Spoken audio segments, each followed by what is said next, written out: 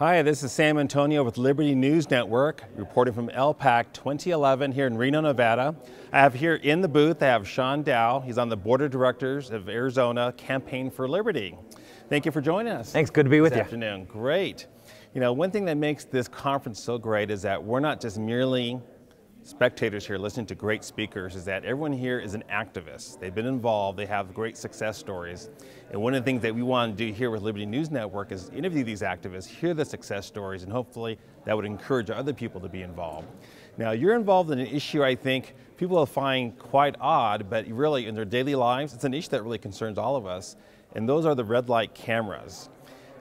Yeah, I've had a lot of fun with this issue.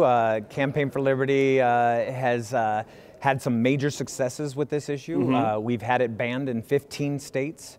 On October 3rd will be our 18th election in Albuquerque, New Mexico. Photo radar has never survived a vote. Every time we win by over 70%. The public hates these cameras. They hate the fact that it puts them at risk. They hate the fact that it's tracking them everywhere, and they hate the constitutional violations with the cameras. Now, when we talk about red light cameras, just to clarify for our audience, I think most of them know, but these are the cameras that are in intersections. Correct. Now, the reason why county or why the government, local government will say they want to put this in here, they'll say it's for safety reasons. But describe to our audience that, is it really for safety reasons? Absolutely not. Are they making money off of this? Explain that. The red light cameras, speed van cameras, it is all about the money. Okay, there is no safety. Study after study has proven that these cameras increase accidents. They are turning off the cameras right now in Peoria, Arizona, because they finally released the accident numbers, and accidents increased 480% after they installed the cameras. This is the way it's going all across the country. This is why there's been so much blowback, why people have been so angry about this issue, and why people have jumped on board to help this issue. Campaign for Liberty volunteers and activists have taken the cameras down in 15 states and 18 cities. It is so much fun when you can prove to them they're lying, they're putting you at risk, when it's really all about just covering up their inept budgeting skills.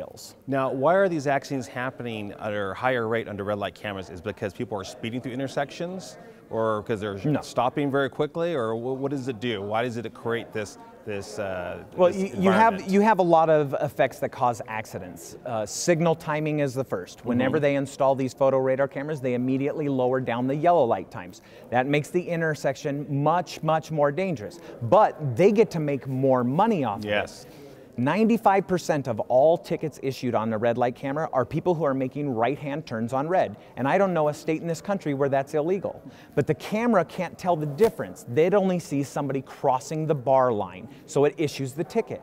There's no way to fight it. You can't go to court. It violates your Fifth Amendment right to due process. You have no right to discovery. You have no right to question your accuser. The cop who signed the ticket, it was done electronically. He never has to testify that he issued you the ticket.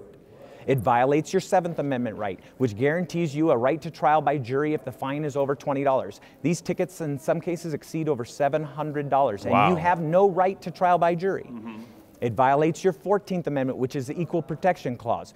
So many groups and different types of people are exempt from photo radar tickets or red light camera tickets that it's actually violating the 14th Amendment. Cops, politicians, judges, people who have their vehicles registered in a corporate name, people who have their vehicles registered in a trust, people who are driving from out of state, people from Canada visiting, people from Mexico are exempt from red light camera tickets while they're driving here. If you had a sworn peace officer who had sworn to uphold the Constitution, the right person committing that violation would get the ticket. Yes. Now, what you just said, it was great because you gave the foundation of why these are unconstitutional. But I want to bring it to a level where people understand. You brought up a couple of amendments here.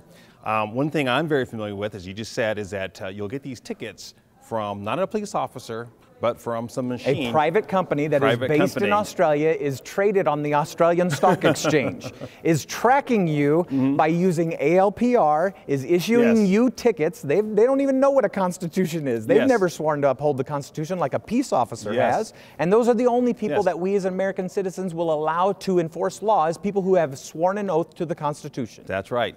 And so you don't have the right to confront your accuser. Correct. But more importantly, you just mentioned the Fifth Amendment, is that now you're forced to testify against yourself, because how do they know that you're that person in that car in the red light unless you admit to it or the court forces you to? You don't even they don't care. They have lowered the burden of proof down to the preponderance of the evidence. So no matter what you say, you're still guilty. You're the owner of that vehicle, even if you weren't the one driving it. Even if your daughter was the one driving it, you're still responsible. You are guilty until proven innocent. You've been charged of a crime that you did not commit, and they're forcing you to pay it.